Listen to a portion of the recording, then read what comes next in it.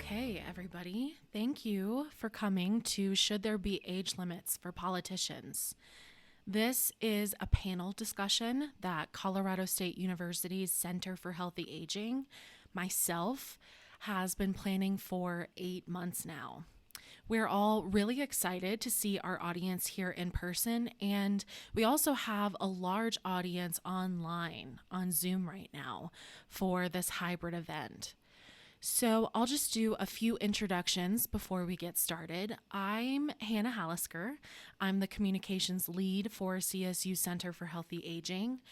And last summer, I was thinking about this election that's happening later this year and anticipating that we were probably going to have a huge public discourse about the age of the two candidates that it looks like it's going to come down to in November. And we're seeing that play out right now in news headlines, even most recently as this week, last week.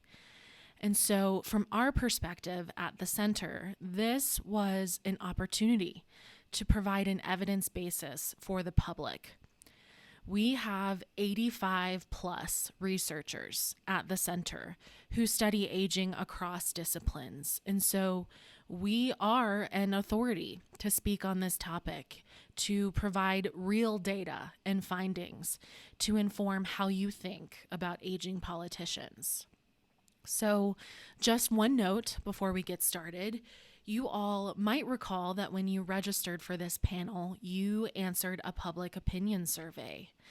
220 of you told us whether or not you think there should be an age limit for politicians. And if so, what age should that be? And should politicians submit to cognitive testing? And many more questions beyond that. So, throughout this panel, we are going to show you some results from those surveys that we gathered. And afterwards, there will be a post-event survey because we're curious if your mind will change listening to this panel tonight. And I'm going to go ahead and introduce our moderator for the event so that we can get kicked off over here. Karrin Anderson. She's a professor of communication studies at Colorado State University, where she teaches courses in rhetoric, public communication, and gender communication. Dr. Anderson studies how communication is used to foster or impede the growth of healthy democratic culture, examining the ways in which political identity is rhetorically constructed and contested in popular media. Her commentary on politics, gender, and visual culture has been published by The Conversation and Reading the Pictures, and she is consulted as a political communication expert by local, national, and international media outlets.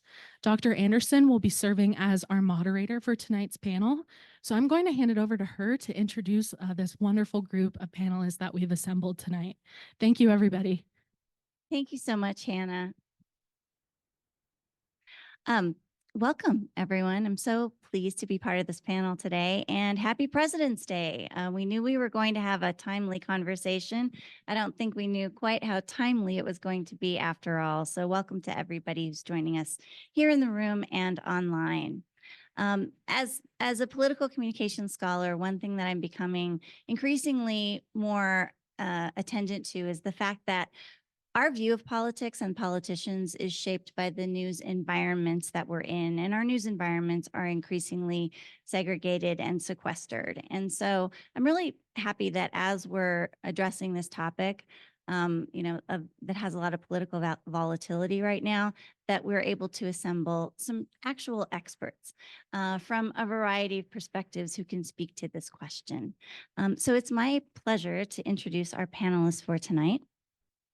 Dr. Manfred Diehl is a University Distinguished Professor of Human Development and Family Studies at CSU. He is a lifespan developmental psychologist by training who studies processes of adult development and aging, with a particular focus on how successful and healthy aging can be achieved. Dr. Diehl's research examines how adults develop an awareness of their own aging and its impact on their health, cognition, and well-being. He is also interested in changing negative views of aging to facilitate positive behavior change and contribute to successful aging outcomes. Dr. Diehl has received numerous awards, both the Gerontological Society of America and the American Psychological Association. His publications have amassed over 11,000 citations. Please help me welcome Dr. Diehl. Our next panelist is Dr. Christine Fruhauf. She is a professor of human development and family studies at CSU, specializing in adult development, aging, and prevention research. Her research interests include understanding the dynamics of aging families with a particular focus on grandparent-grandchild relationships, interventions for grandparents raising grandchildren and family caregivers, and community-based initiatives aimed at enhancing resources and programs for healthy aging. Dr. Fruhauf is the director of her department's engagement and extension programs, program coordinator for CSU's Gerontology Interdisciplinary Minor, and division director of the Prevention Research Center's Healthy Aging Division. She's a fellow of both the Gerontological Society of America and the Academy for Gerontology in Higher Education, where she currently serves as chair-elect of the Academy. Help me welcome Dr. Fruhauf.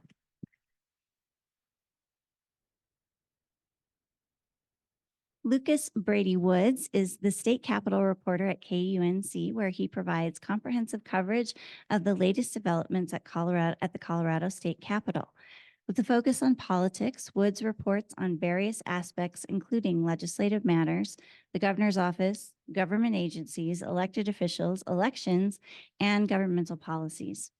Before joining KUNC, Woods was the news director at KSJD, an NPR station in Montezuma County in Southwest Colorado, where his reporting on the housing crisis earned him recognition from the Colorado Broadcasters Association. Woods is committed to responsible, fact-based journalism aimed at fostering civic engagement and ensuring accountability for those in positions of power. And Lucas is sitting at the very end of the panel. We swapped order. So please help me welcome Lucas Brady Woods.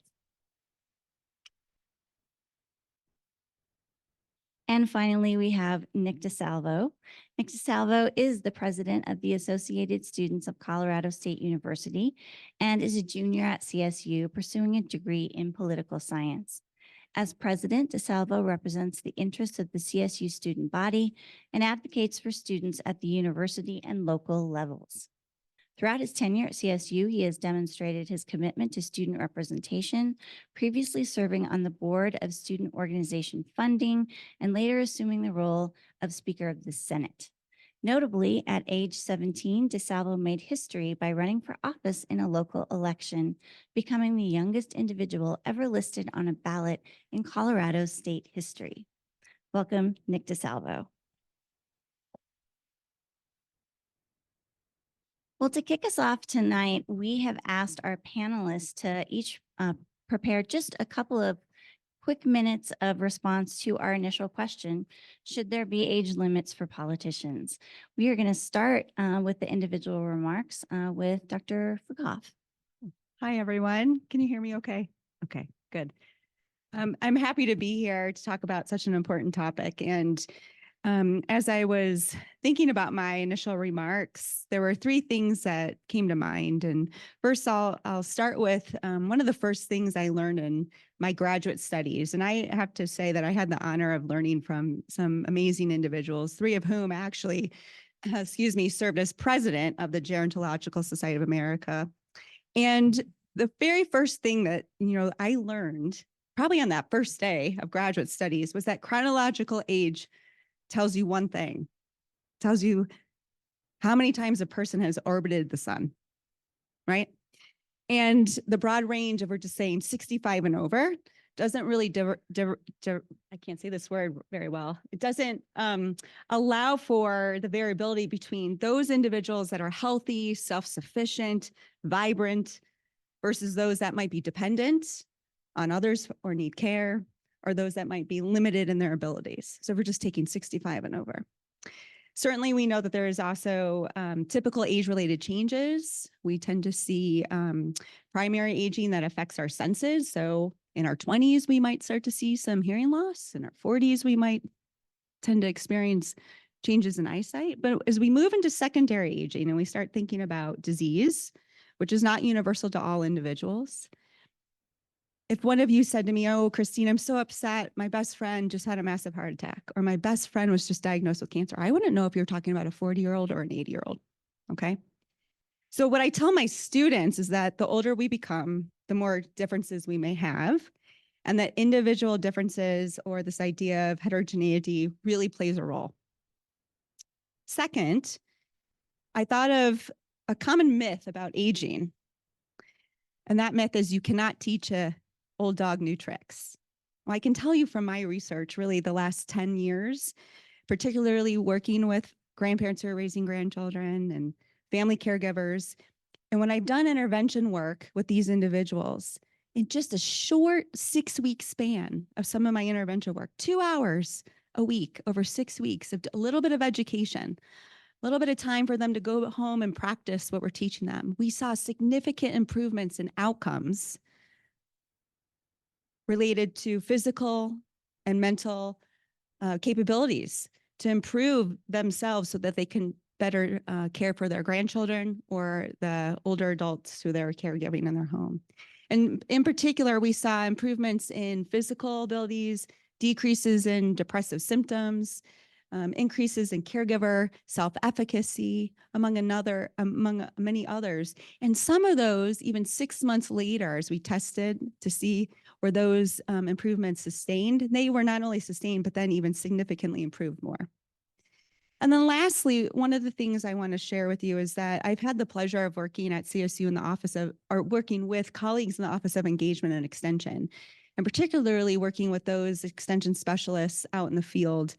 And one of the things that I've really done in that work is work with coalitions and alliances to uplift healthy aging. Most recently, I finished up a recent pilot project that was funded and was working with colleagues and community members at CSU's Northeast Regional Engagement Center in Sterling, Colorado. And we were working to help them build out an advisory board and then a strategic plan focused on healthy aging programs and research for the next 3 to 5 years. What I learned in that situation, as well as the number of other coalitions and alliances, that older adults want to show up and work. They want to help their communities. They want to make their communities vibrant, great place to work, to live, to play.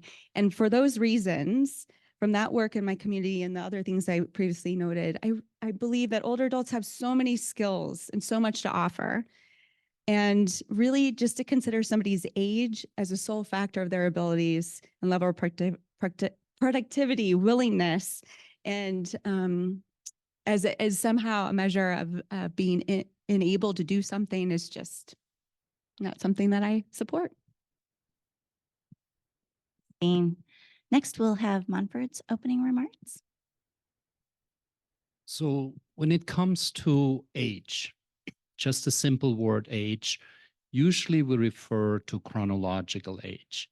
And the reason why people have a love affair with age, it's easy to measure. Assuming that we know a person's exact birth date, it's very easy to calculate someone's chronological age. That's why researchers like it. That's why people out in the general public like it, and so on. It's an easy metric to understand. The big kicker, however, is age in and of itself is what we call an empty variable. That means it has very little predictive validity. And what that means is a person's chronological age tells us usually very little about the competencies of that person, the health of the person, or whether a person is satisfied with life or not. And I mean, just leave it at that, because that in and of itself should tell you that we should not get hung up on the question, is someone too old or too young for something? We really should look at the person's skill set, competencies, social maturity, life experience, and so on.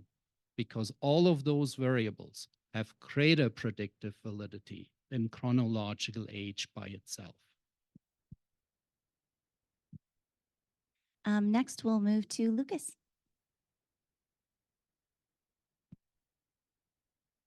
Can you hear me okay? There we go. Thank you so much for having me. I'm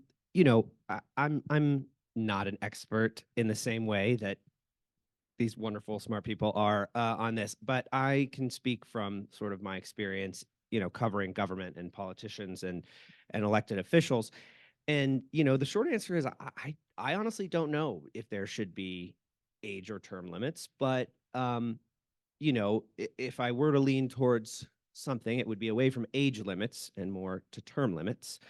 Part of this, has to do with what reasoning behind that is that the age is just a number, right? It doesn't really speak to the differences between individuals, but a lot of what I deal with is public perception and public narratives around this stuff. And regardless of the reality of the situation with, for example, President Biden, more than 3/4 of Americans by most polls are concerned about his age, right? So for me, in a lot of ways, this question has to do with public perception and the functionality of a democracy and a government, right?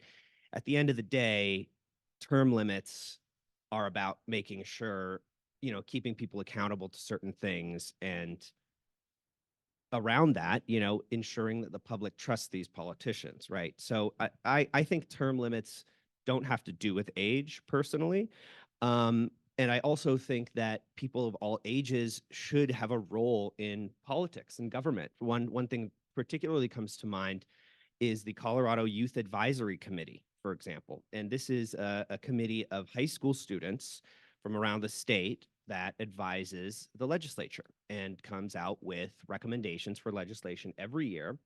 And it's always something different than what the other lawmakers are thinking about and doing. And they're really, really powerful, important policy issues that come out of that committee. And so, there's a role for high school students in this, even on that end of the age spectrum, and all the way, to any other age level. So to me, age limits seem arbitrary.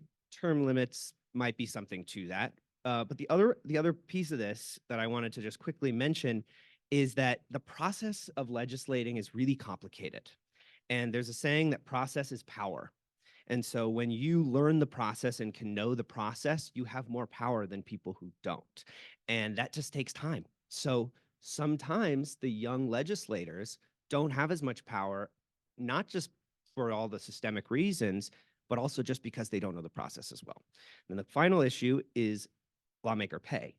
There we've lost one in particular, young lawmaker who resigned in December, state lawmaker, because he could not afford to do the job.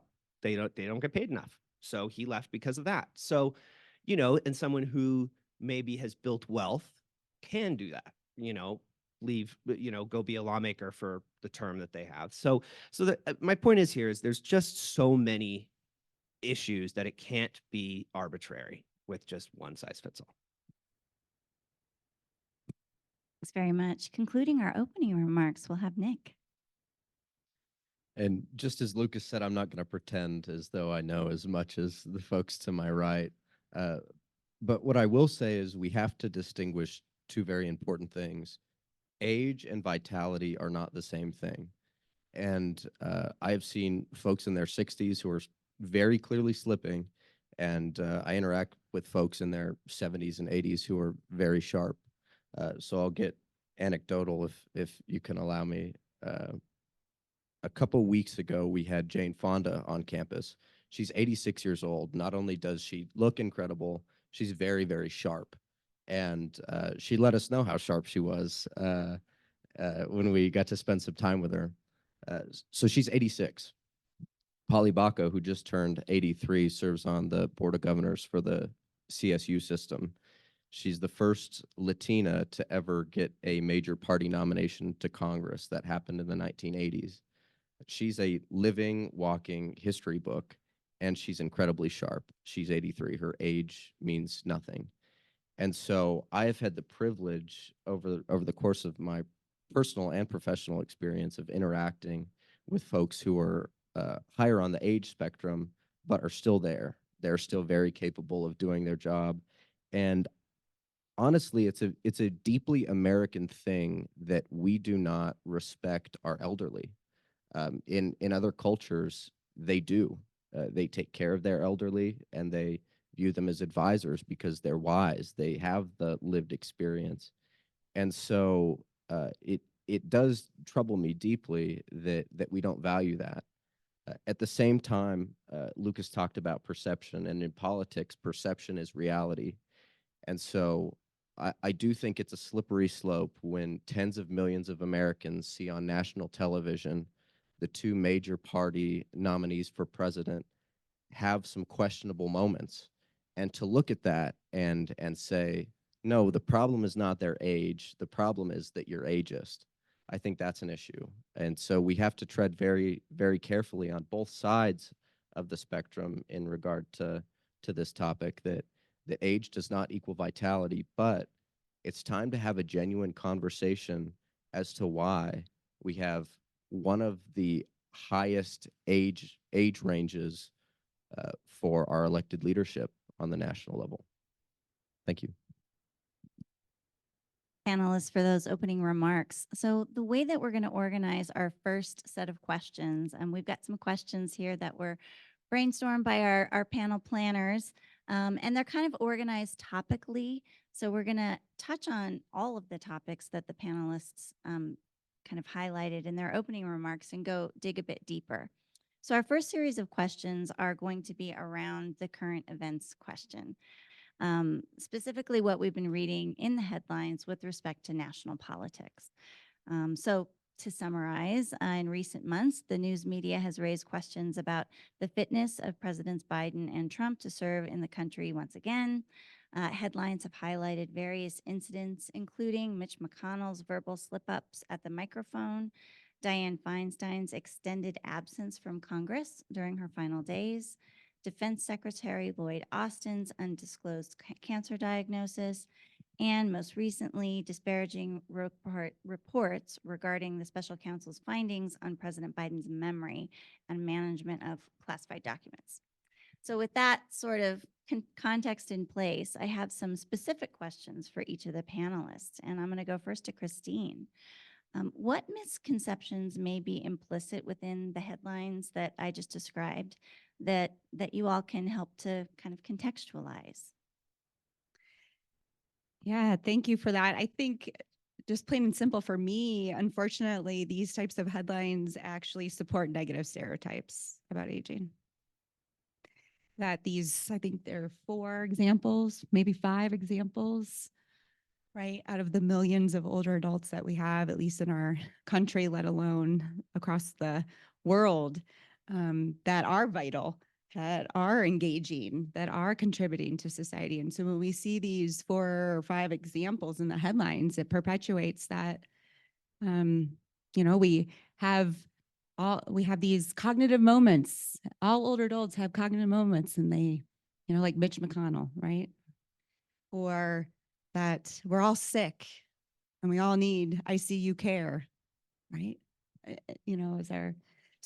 For me, it's just this negative stereotypes that we continue to perpetuate. And I agree. I think we do live in an ageist society. I think that might be our next kind of question that we get to. But I think the U.S. has some challenges. I had the pleasure of studying in Sweden during my doctoral work. And yes, we could all talk about, economies and governments and how they're run. But Sweden was just such a great example of how older adults and young adults are engaged in community, from the way the city planners organize towns in small municipalities to large, cities. So I don't know. I think much of what you said resonated with me about what we can learn from our international peers.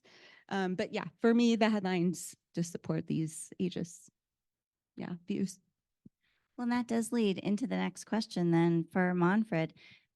we've been talking about the term ageism. Can you give us a definition of ageism and sort of explain what it looks like? Yeah, ageism simply defined is basically prejudice against and discrimination of a person based on their chronological age. And this definition actually implies that we actually can be ageist toward younger people. But of course, the prevalent form of ageism is toward middle-aged and older adults. And it literally starts in middle age, I would say in the 40s and 50s. I mean, you just need to go to any Target in town and look at the birthday cards, right?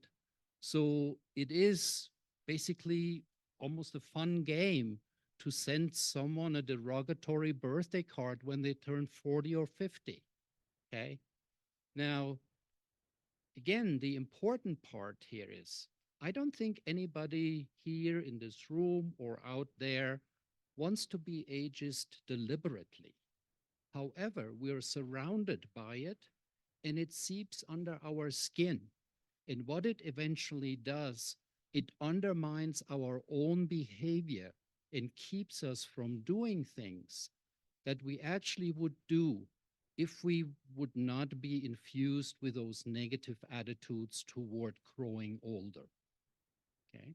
And that's really the big thing about ageism. And then, of course, we see ageism in the workplace. We see ageism in medical care, that people are withheld treatment because of their chronological age that a younger person easily would get. In the workplace, it has to do with hiring, promotion, training, and so on and so forth. But again, what eventually is really the devastating part, if we all have the good fortune of living long enough, we will become subject to ageism and the ageist behaviors of people around us. And we also may undermine our own behavior through this internalized negative age the negative age stereotypes that we have internalized.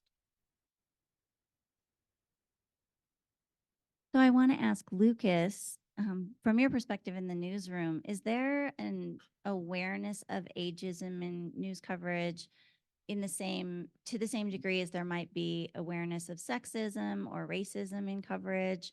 And sort of what are some of the misconceptions that you think journalists might have that are influencing some of the coverage that we've seen nationally?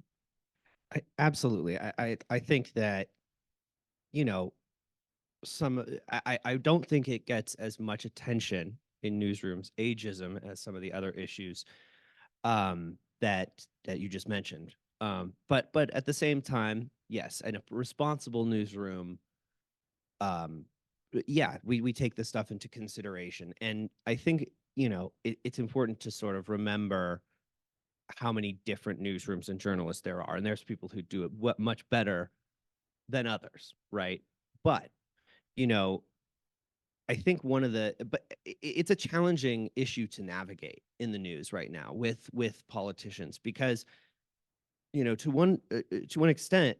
certain extent, people are justified in wondering about the fitness that people have for the highest office in this country, right?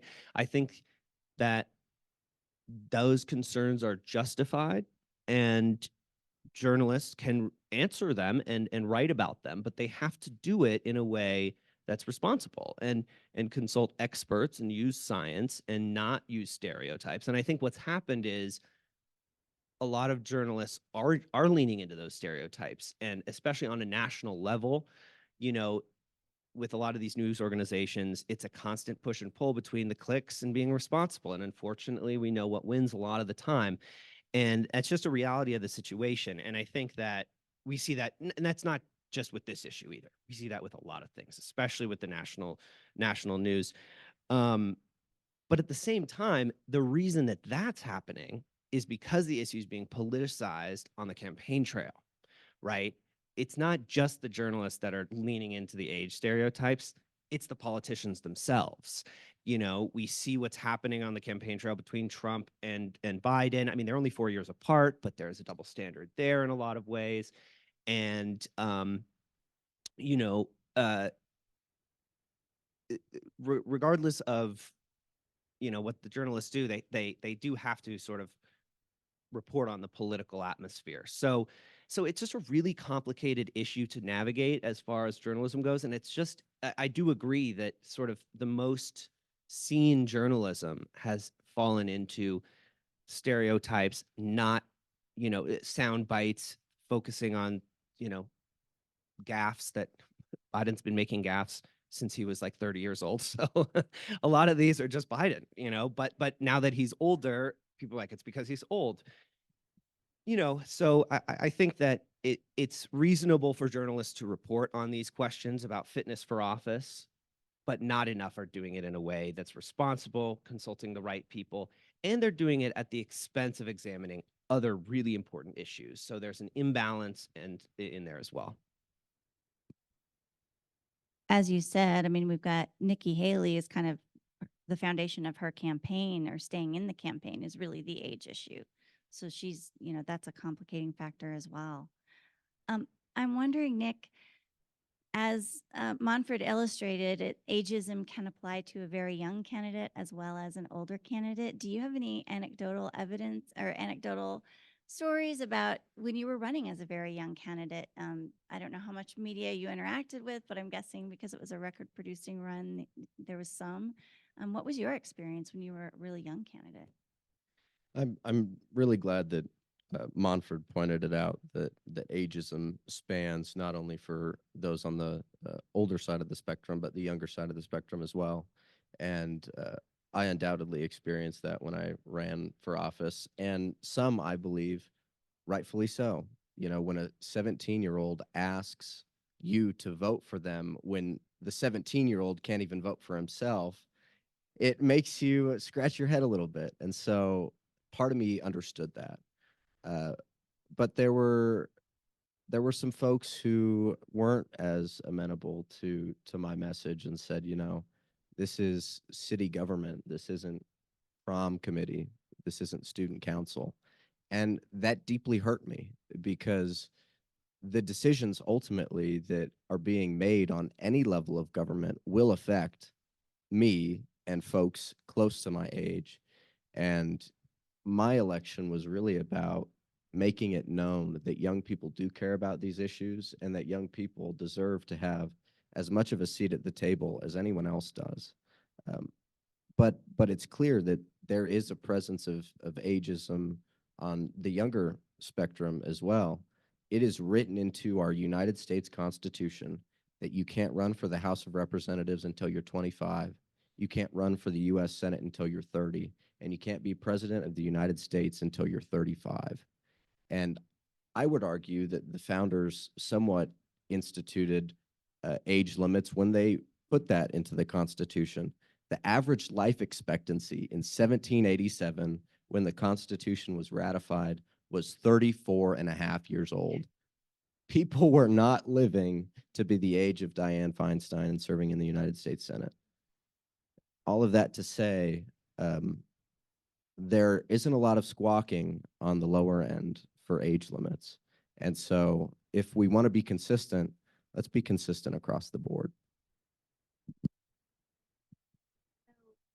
We've talked already about the distinction between age and vitality, and you know that people's physical and mental health can be very different at a range of ages. So this question is for all of the panelists, and we'll start with Manfred and just move on down. What do we do about this? Do we think that politicians should be required to share with the public significant changes in their mental and physical health? And if so, sort of what sorts of testing or credentialing of our vitality are appropriate? I think this is a really very tricky question, because, for example, when, let's say, people ask, isn't there a cognitive test that we could give a candidate to assess whether, when we put age aside, this person has the mental capacity, the intellectual capacity to handle complex issues? The answer is no, there is no single test. If we really want to do a thorough examination of a person's cognitive capacity, it requires a battery of tests. And a thorough neuropsychological examination takes between 8 to 10 hours. Now, would I require that every person who runs for a political office has to succumb to the requirement of such a battery of cognitive tests? My answer would be absolutely not, right? There really should be some other evidence that something like this is really needed. And I think that evidence is really hard to get if we don't know a person very closely, okay? Also, the question is, if we were to require cognitive tests to assess someone's, where does it stop? Are we next doing personality tests, right? Do we want to rule out that someone is a sociopath or whatever, right? Which clearly being a sociopath and being in a public office is not a good thing, right? Not speaking of recent evidence, but you know, it's really a question, where do things like this also become so intrusive on a person's privacy? I tend to believe that people should have, if they run for, you know, a public office, they should have enough self-regulatory capacity and self-insight to determine for themselves when they are competent or when they are not competent anymore, and then basically step down. Now, we know we have also some cases that would speak against that, you know, but I think we really shouldn't mandate cognitive tests or personality tests or anything like that.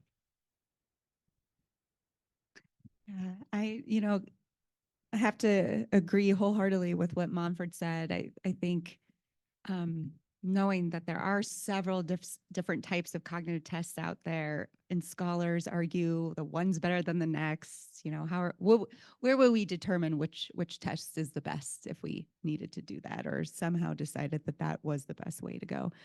I absolutely agree. I think there's also just a slippery slope. You know, we might then say, oh, well, you use a assistive device to ambulate, and somehow that doesn't allow you to do your job well, right? Because it's going to take you longer. So I don't know, you know, ambulate, or your eyesight's not as good. You're not going to recognize other presidential leaders. How would you know who you're talking? I just feel like the slippery slope is there in that case. And for me, you know, it's, you know, I would hope this is the hope, you know, that there are enough individuals around elective, in, you know, people in office that would say, you know, maybe we need to consider some things, you know, maybe we need to intervene. And perhaps that's not in place now. I don't know. You know, I don't know, as I think about some of those examples you gave me earlier. But just to have, say, we need a cognitive test for all elected officials over a certain age, or just in general, I think is a problem. So I'll just stop there.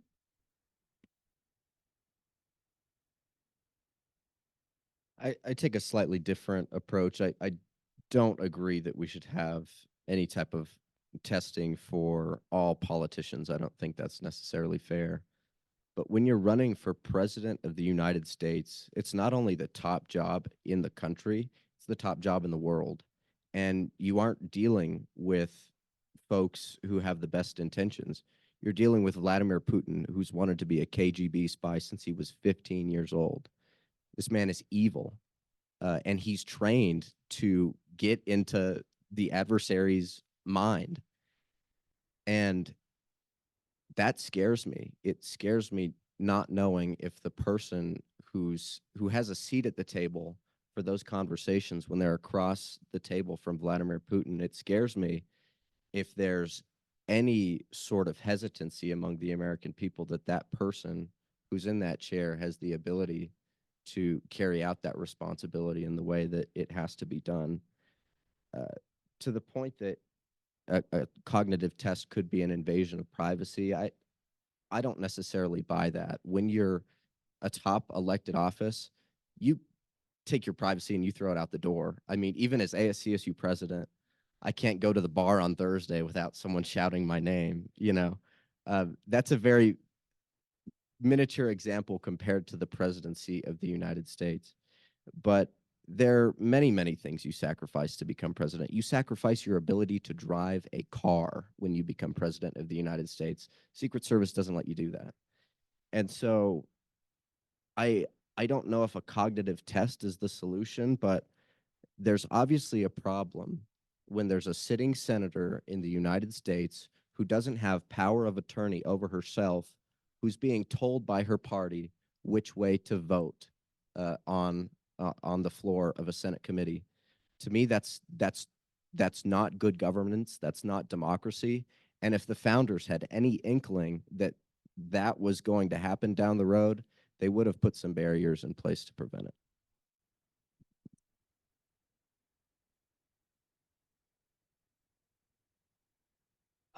Yes, I have a similar idea, I think, but for a few different reasons.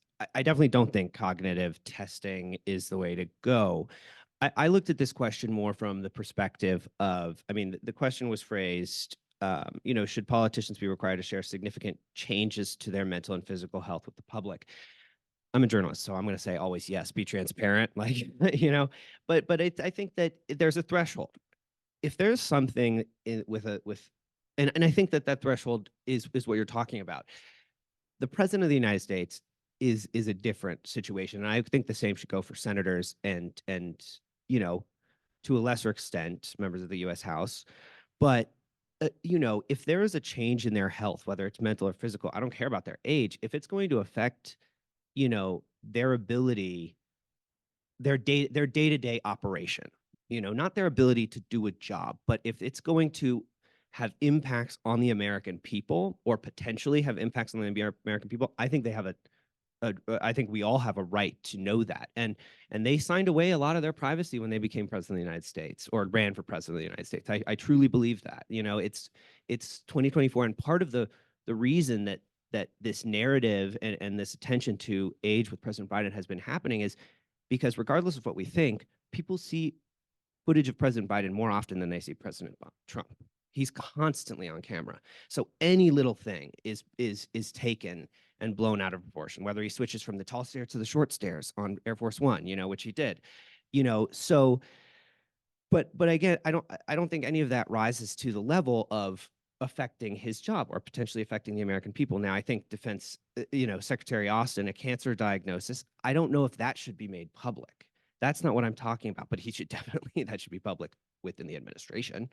You know, that's major. But, you know, if the president ends up in the hospital with cancer, I think the American people need to know about that because, you know, it has to be democratic. And I think that what you said about democracy, you know, is really important for us to understand. You know, while yes, we may be worried about one person's privacy, you know, we have to also think about the fact that this is, you know, the guy who's running the country, the person who's running the country. And I think that at a certain point, I think the people matter more than the people matter the most. That's how I view my work, is the people matter. And I think that's how the president should view work. And the last thing I want to say, I don't think we can rely on people around politicians to do this because A, what you said, it's not democratic, and B, that's not their job. They weren't elected, you know, and so we don't want that as the people. And we definitely, from my perspective, we definitely don't want to trust personal intentions of politicians most of the time. Just going to say from what I think. And most of them will not step down just because it's best for the greater good, from my experience. A follow-up question that I'd love to introduce to our two academic experts here along those lines. It's really a two-part question. to be blunt, what should we do about the Dianne Feinstein problem? You know, when somebody is clearly, if we don't have a testing or assessment metric in place and we don't have an age metric in place, you know, from your perspective as experts, what would be the appropriate metric to have in place? And then secondly, because since you're both, you know, very against the testing, the cognitive testing, I'd love to hear you talk a little bit more about why they're problematic. So in addition, why are they unreliable or insufficient? And also, you know, we haven't really talked much about the only other time we've had tests in place for democratic rights. You know, it was super racist testing that they did in the South during Jim Crow. So any sort of tests that we have in place are likely to have class bias, race bias, other kinds of biases. So for our academic experts, what would be your recommendation for us then as voters and citizens for the checks and balances we should put in place? So in aging research, there is a concept that is defined as functional status. And functional status actually refers to what a person can actually do. I think in the instance of Senator Feinstein, her functional status really was at a level where, and I don't know who could have done that, she should have been advised basically to step down, because she was holding up major legislature initiatives. She was several months not even present in Washington, D.C. And it is that kind of assessment of a person's functional status, which includes cognitive functioning, which she seemingly seemed to be still quite good at it, maybe not at her peak performance, but she still understood things. She just physically, she was not able to be present. And so when we talk about functional status, really multiple dimensions have to be evaluated.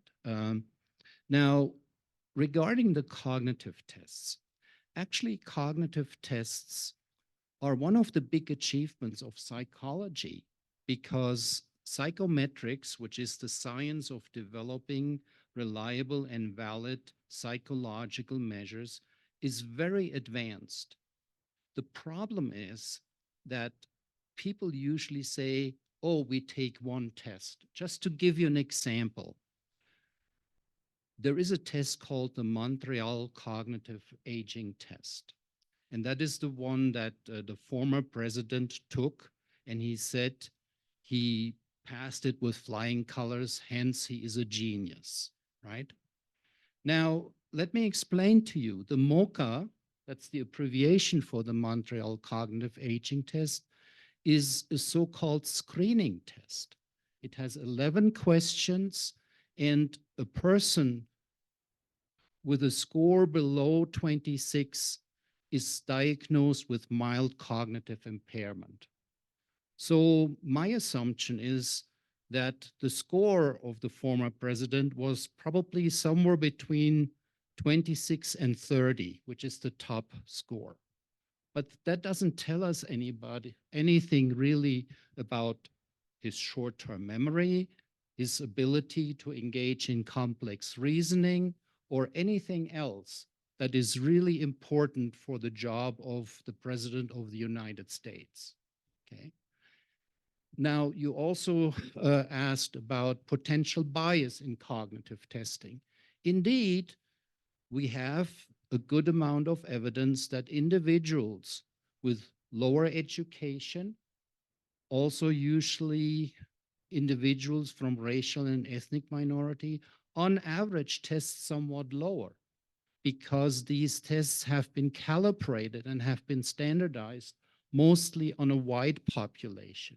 And therefore, they are not completely unbiased.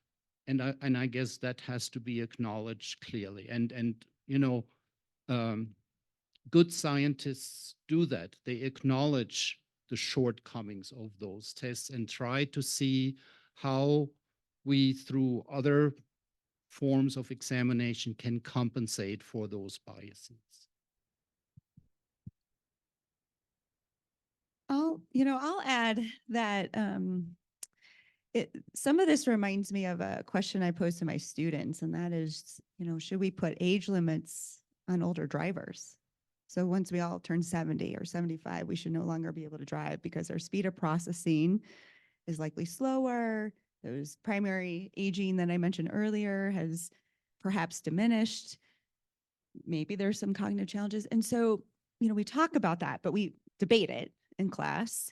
And oftentimes, students have come through their reading and see, oh, so when do we tell grandpa that he shouldn't drive anymore? And whose job is that? Is that the family members? Is it the doctor? Who is that? And so the students debate that and talk about that. And so it's making me wonder about this in the context of our elected officials. Is it their family members? I don't know. Is it their colleagues to say to the supervisor, hey, I've noticed Dr. Fruhauf is saying really odd things in faculty meetings, perhaps she, needs to have a cognitive assessment. Is she able to do her job, right? And I think that at the end of the day, that's what we want. We want people to be effective leaders in any work that they do and keep people safe if they're on the roads, right? And so, I don't have an answer to it, but I think it's hard. It's hard to think about that from a government standpoint. Who is the supervisor of the president of the United States of America? Okay, yeah. So do we turn to the spouse or the partner and say, I don't know. I don't have an answer to that. But it's something to think about because of some of the things I think Dr. Diehl and I have kind of argued. One cognitive test alone isn't going to allow us to make a decision on that. So I don't have a good answer. Just think about what I learned from my students as they're debating these topics. I want to toss this question then to Nick and Lucas. We do have, one of the oldest Congresses, if you look worldwide of industrialized nations. There are a lot of structural reasons why we have a lot of people, less representation among younger people. Congress that skews older. There are structural reasons why politicians who don't want to leave office don't have to and aren't forced to by the voters that have nothing to do with age preference. Can you all talk a little bit about some of the structural either barriers and or solutions that we might pursue? You addressed a couple of them in your opening remarks, but can you talk in more detail about the structural side of this question?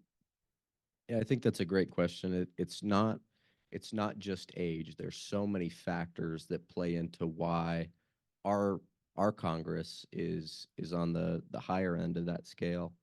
And a lot of it, I think, boils down to the reality that it costs on average $1.2 million to run for the U.S. House of Representatives. Now that's an election you have to run every 2 years. And so you get elected and that year you start campaigning again to get those fundraising dollars in order to keep your seat.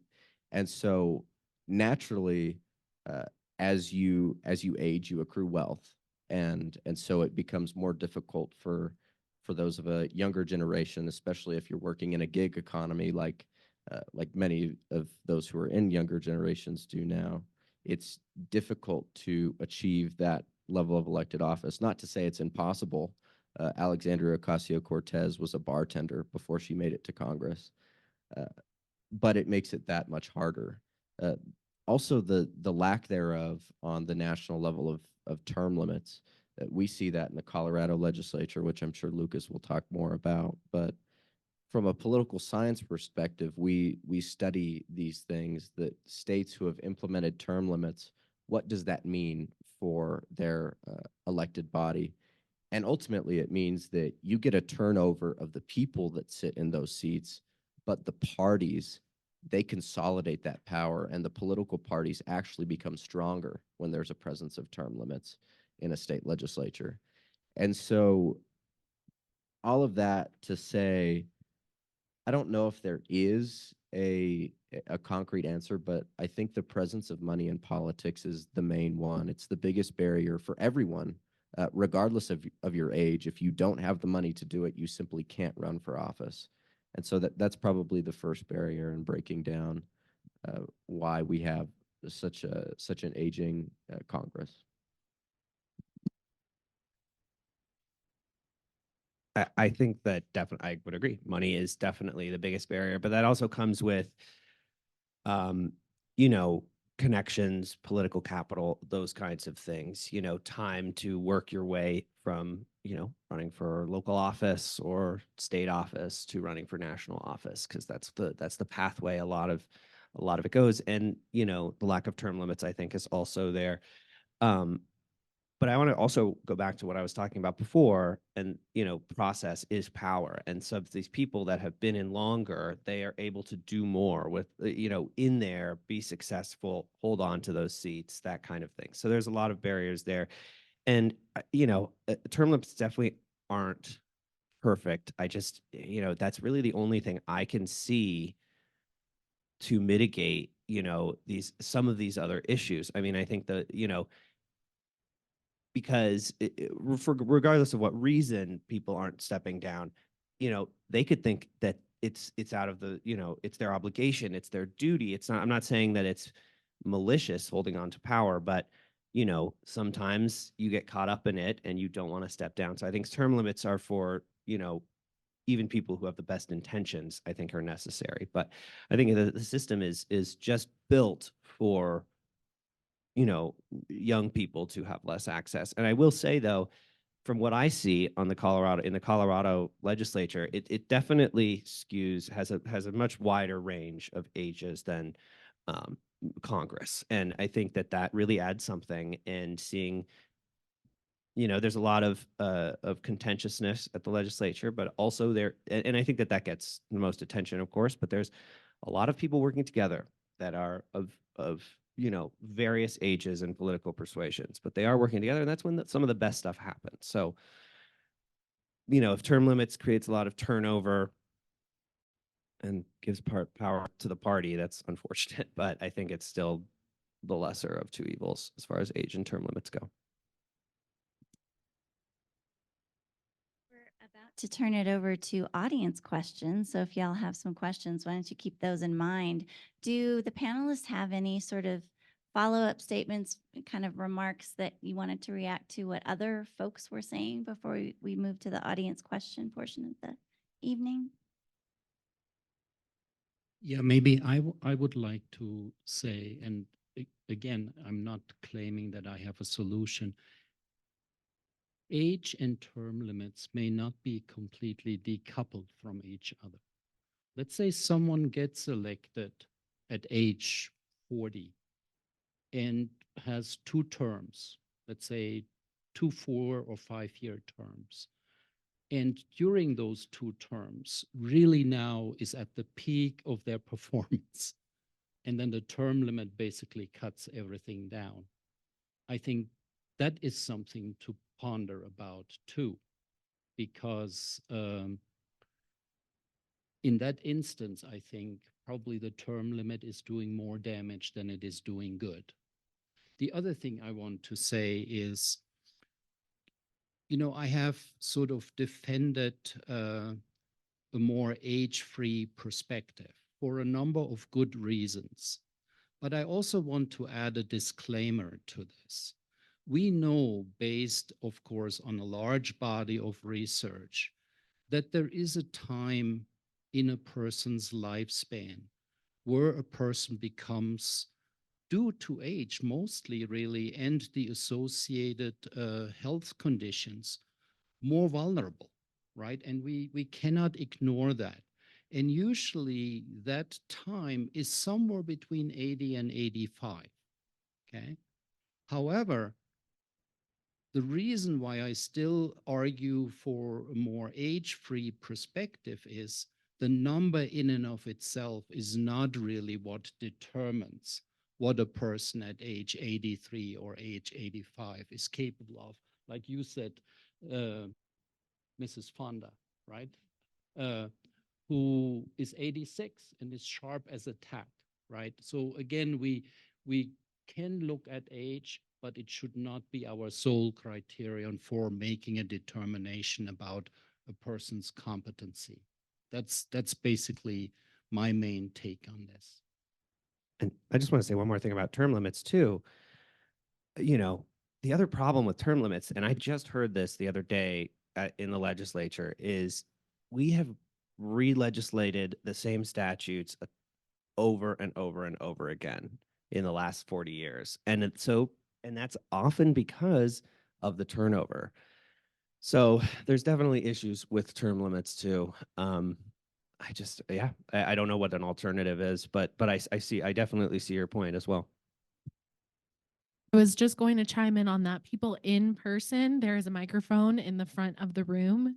If you want to ask a question, please feel free to step up. We're also back here monitoring questions that are coming in online. So we do have one. We have a question that's kind of getting at the isms. So, how does the intersectionality of systems like racism, sexism, homophobia, ableism impact the consequences of ageism for a variety of communities? Well, and I'll follow up on that as somebody whose research area is gender in the U.S. presidency. In politics, at least, women candidates are much more affected by stereotypes against aging than men. I mean, as we are, frankly, in every walk of life, but it's intensified in politics. And so I think viewing this as an intersectional issue is a really important perspective. Yeah. And I think an example of intersectionality would be, for example, that women in Congress or in the Senate really say very often when they are called upon to step down, that the same calls are not made for their male counterparts, for example, right? So we see how sexism and ageism then, or some kind of otherism, really go together here. Again, sorry, taking off my moderator hat, putting on a gender and politics hat. But this may become less true as we move forward, but many women, particularly in US Congress, don't start their political careers until their kids are in high school or out of school, but just because of, we still have a gendering of labor, family labor at home. And so they're starting a political career at 40, rather than 17, may be the case. And that's not strictly a gendered issue, but it is a gendered issue.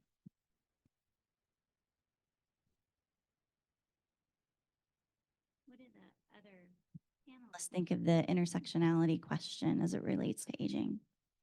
I think it's incredibly important to think about too, and I agree with everything that's been said so far, and I'm trying to think about the other side of things too, with the younger side, and I think that, for example, younger people of color are looked at very differently than young white people, for example. And I don't know too much about the situation in Nashville, but there was a situation last year where 2 young Black lawmakers were really sidelined in a very racist fashion. And it's hard to say if things would be different if they were older Black men, but I think that there's also less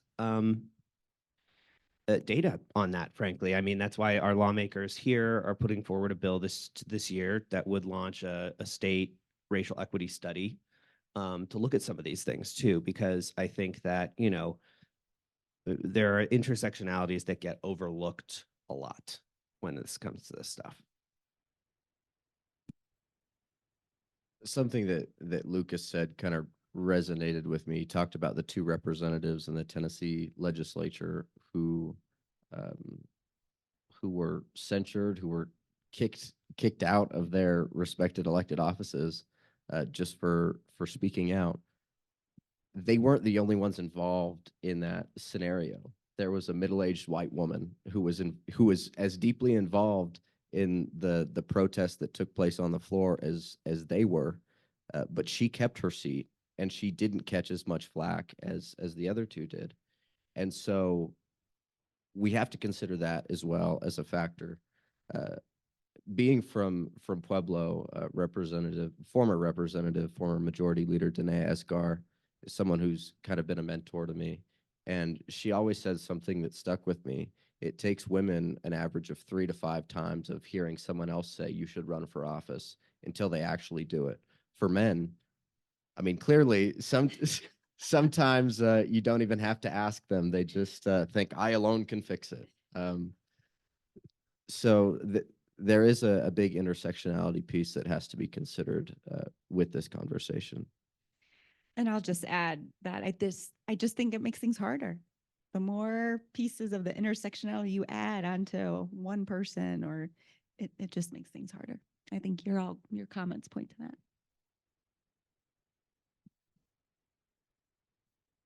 Yeah, so we have another online question that's kind of about bipartisan politics. Do you think the unwillingness of politicians to step down could be influenced by the need to keep numbers for their party in whatever balance it currently has? Can you talk a little about that?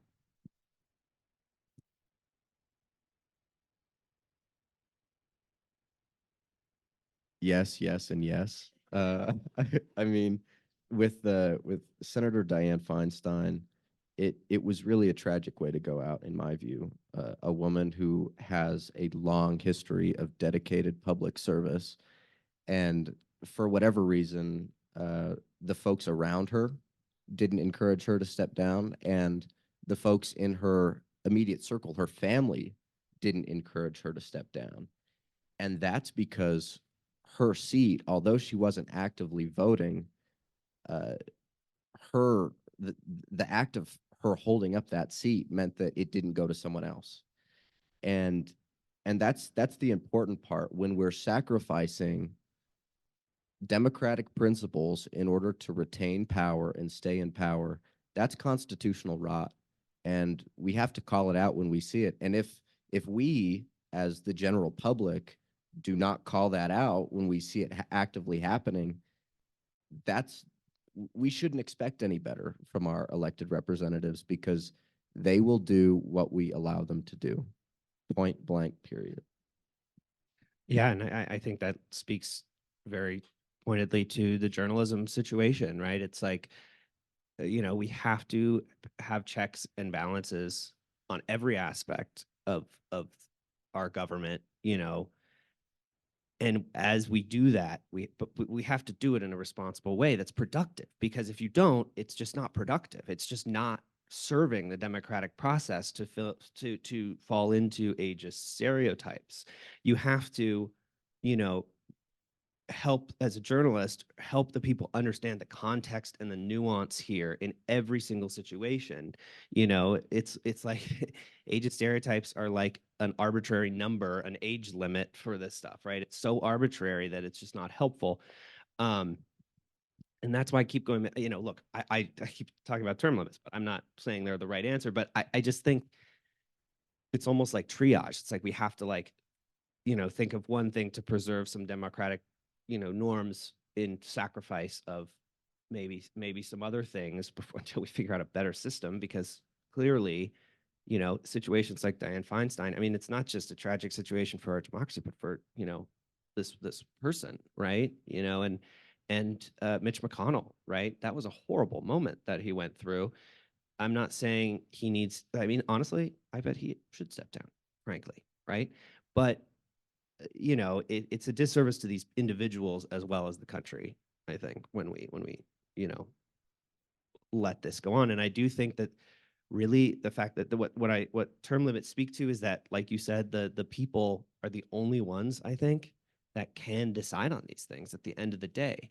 I mean, family members can advise, and aides can advise, and staffers and stuff, but at the end of the day, the voters have to be able to vote regularly, because that's the only thing. I mean, if we see somebody campaigning, unfortunately, that's going to have to be a test right now. That's going to have to be the test. We have some folks gathering off to the side. So yeah, please step up to the mic and ask your question. Hi, everyone.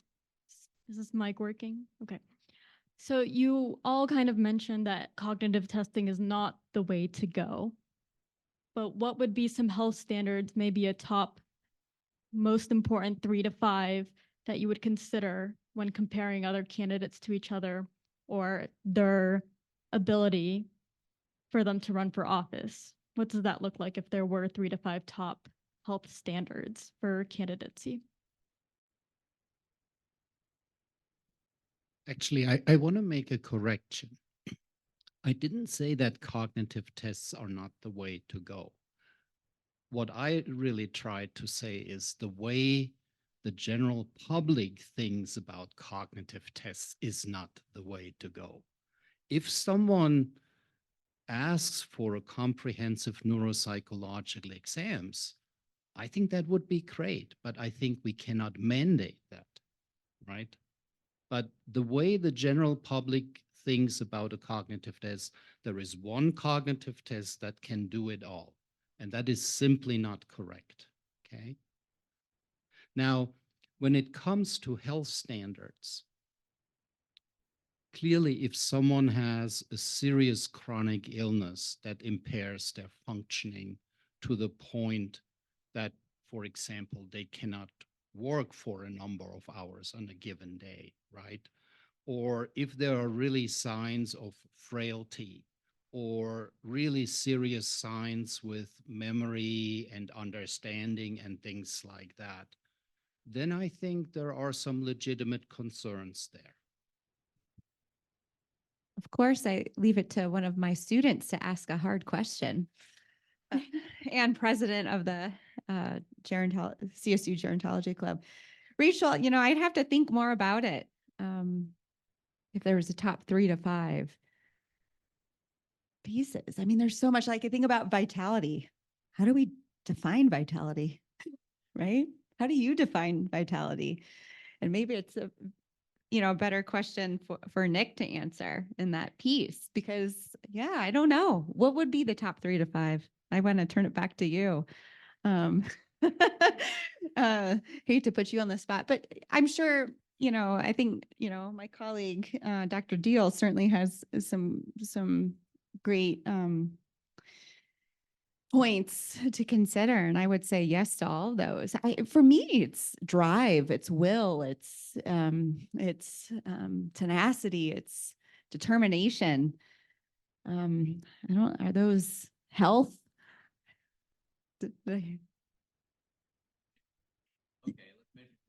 Yeah. Right. I don't know. So yeah. So, and is that health? That's not necessarily physical or mental health, right? I don't know. I have to think about it more.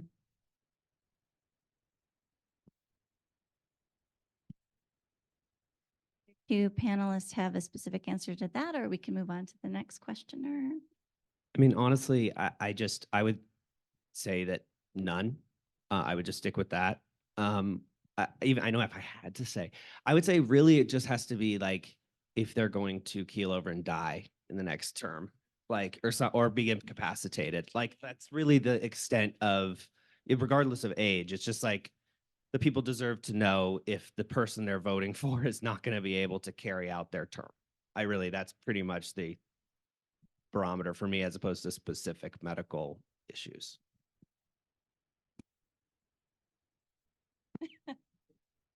All right, we can take the next question from the audience. Hi, everyone. I have a question for President DeSalvo. I'm curious if you think that maybe term limits could be weaponized, maybe to get people out of office earlier. Maybe if we don't like candidates, we put term limits in simply because we don't like them. I can't help but think this was a pointed question. Recently in our student government, there was a constitutional amendment proposed to limit the presidential term to 1 year. I serve a 1-year term and I have to be reelected. Now I'm a junior, so it lends the opportunity if I wanted to do that again. This isn't an announcement by any means. But to the point that our question asker relayed to the panel, in a sense, I do think term limits can be weaponized. However, there, I do think there's some credence to the argument that when you have term limits, the institutional knowledge is gone. And that's how I feel about ASCSU. When you have a president that turns over year after year, that's a whole new group of elected officials that person has to meet. And if those relationships exist for a longer period than a year, then it makes the work of governance much, much easier. And so to translate that to an actual governance perspective, I think that's what we see in the state legislature. When you have terms in the House, a maximum of 8 years that you could serve in the House of Representatives, maximum of 8 in the state Senate, you do have folks that largely don't know what's been done in the past because they weren't there. And so I do think there's credence to both sides of the argument, but the time that we're in now, when you have folks who have been in elected office for 40, 50, 60 years, granted in various different elected offices, but they've served in that elected office for decades upon decades, I think that does present an issue that should be addressed. Thank you. Thanks very much. Well, we are going to move to closing comments. I'm going to start with Lucas here in a minute. But I wanted to give everyone who is watching here in person and online a heads up that we're going to have a post-event survey that you'll be able to scan a code on the slide. So please don't leave before doing that. Then you can do the survey, on your own time if you need to head out. But yeah, let's do closing remarks and thoughts, beginning with you, Lucas. Well, thank you so much for having me, and to this wonderful panel, co-panelists. It was great. This is awesome. I just think that it's worth noting that this issue of age in politics is also a symptom of the current political landscape and how, in the way that it's come about of late, right? It's a super politicized time right now, as we all know. And a lot of these candidates, especially one in particular, loves to jump on things and make them a really big deal and fuel the fire. And not just one candidate, but and to be frank, both sides of the aisle do this all the time. And so I think part of what comes out of that is polarization and an inability to think about things in nuanced ways, right? It's like you were saying, a lot of the public is like, cognitive test, let's do it, or not, but that's not how we can look at any of these issues that we're seeing manifest in politics. And I don't have any answers to any of what I'm saying, but we got to find a way to get past it and actually be able to debate issues and not see each other as enemies. And I think that especially at the highest political level, that's just doing so much damage. I would say that my mind has been changed on this topic quite a bit. Before, I would say that, oh, of course, definitely we need age limits for politicians, but the folks I've been able to interact with over, again, my service as ASCSU president has really opened my eyes to the reality that we need everyone to engage in our political process in order for it to work. And that spans ages, races, orientations, everything you could possibly imagine. That's what we need in order to have a safe and healthy functioning democracy. What we can't do is tell the American people what they're seeing on TV, whether it's politicized or not, is not real. We can't look at the American people in the face and tell them that it's a figment of their imagination.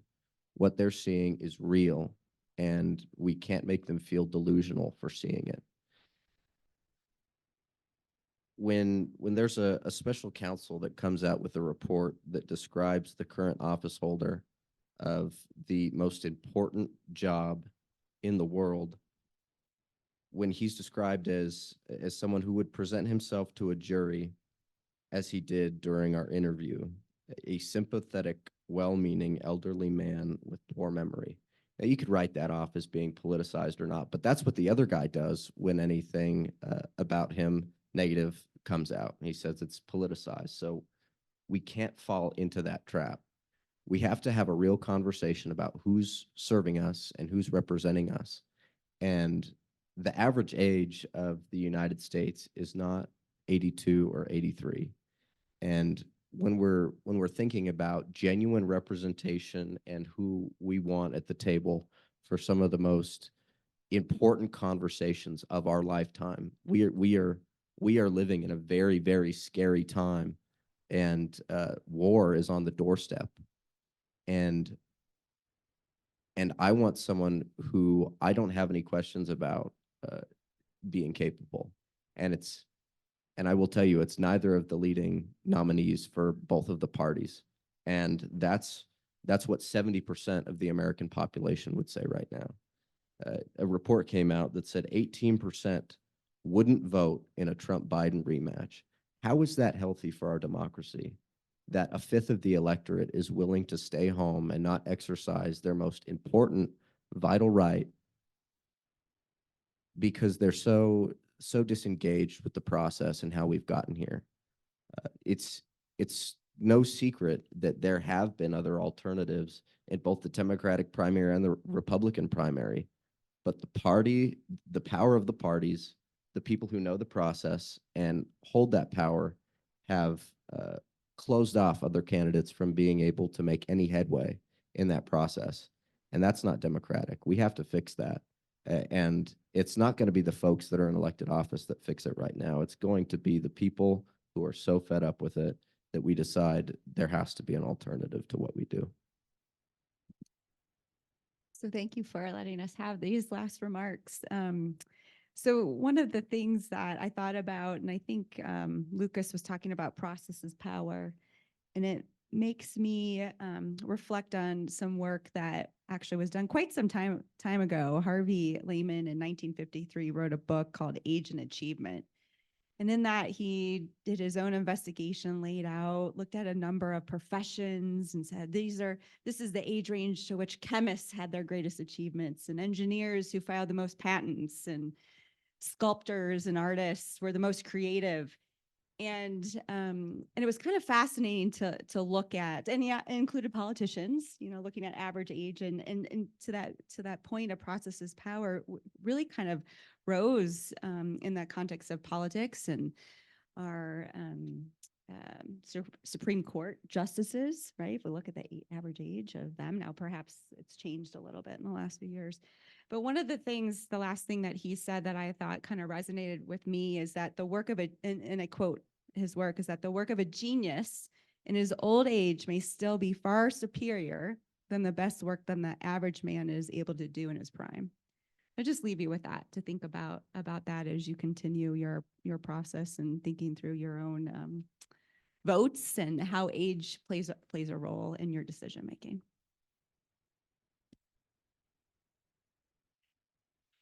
So,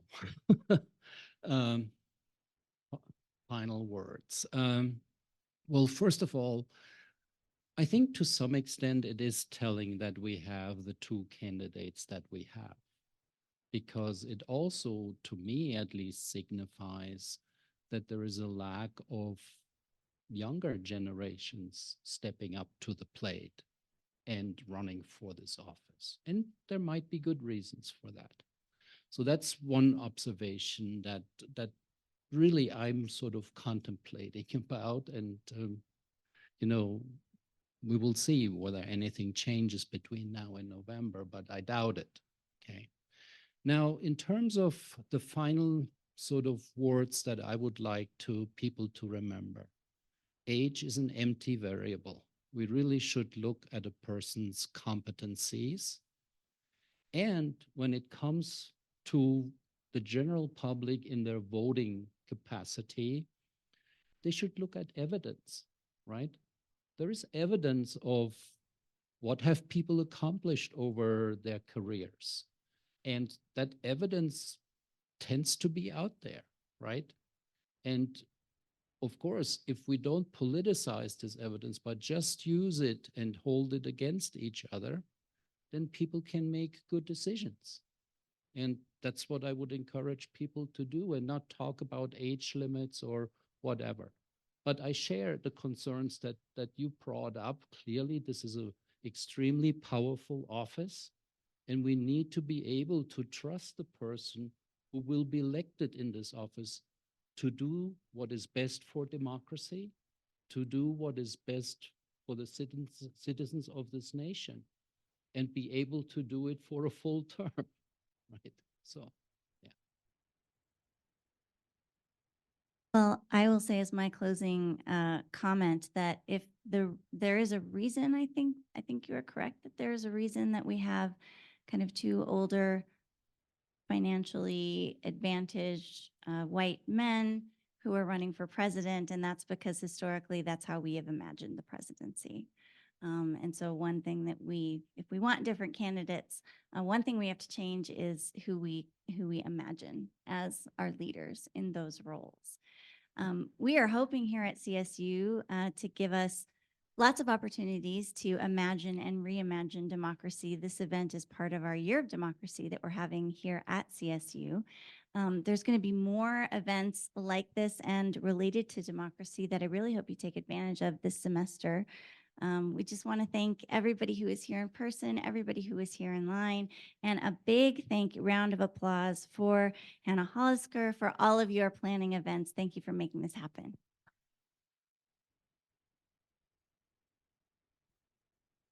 Thank you, everyone. I wanted to say again, thank you to our panelists for being here today. This was many months in the making, as you heard me reference early on. So I'm really happy that we were able to host this really awesome informed discussion.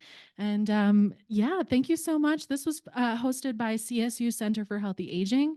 We are an interdisciplinary research center here at CSU, and we are here to be the catalyst to promote healthy and successful aging and promote conversations like this, to reframe aging, reframe ageism so that you can think of aging as a period of wisdom, as a period of getting better, and that you have a lot that you can do in your aging process in order to age healthy and successfully. So thank you again, everybody, for coming here. And for our in-person audience, there's plenty of food left, so please grab some, take some with you.